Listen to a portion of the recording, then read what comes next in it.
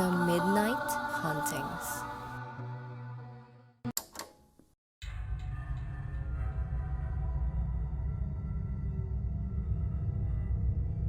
I applied at a local 7-Eleven to be a cashier when I was a college student. I was only there for one night and I immediately quit that same day. I decided to be a working student when I went to college to support myself. I was naive to think that it would be easy, so I applied at some local stores. The local convenience store interviewed me and gave me the night shift so I can attend classes during the morning. I thought that it was an amazing deal, so I immediately accepted it. I instantly regret my decision when I find myself exhausted from class on the first hour of my shift. My shift started at midnight and people are still trickling it out. Around 2 in the morning, I noticed the drop of customers entering. It felt like an hour has passed since I last saw someone enter.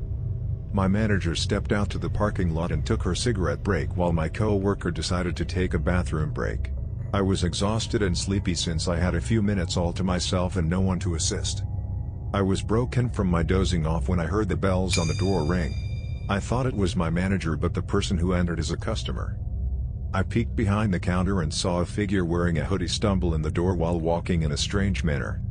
The man flimsily collects strange products such as a lighter, a box of tissue, and some tape. The man hides his face on his hoodie and approaches the counter. I felt chills when he approached me and he whispers in a strange voice, "Do you have gasoline?" Something in his voice made a pit drop in my stomach, but I didn't want to be rude, so I leaned in closer to hear him better.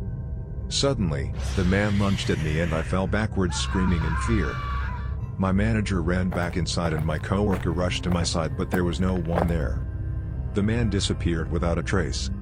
I was shaken and thought it might be my mind playing tricks on me due to stress and sleep deprivation. We decided to review the tapes and saw no one enter for the past hour aside from my manager. I decided to just go home and sleep it off, as per my manager's suggestion. I walked to my car but froze in fear and decided to ask my manager to escort me home instead. I decided to quit immediately because even on my first day I cannot cope with the stress and the night shift. But it is mainly because even though there are no records of the strange man, I still wonder how a lighter, a roll of tissue, and some tape ended up on the roof of my car that night.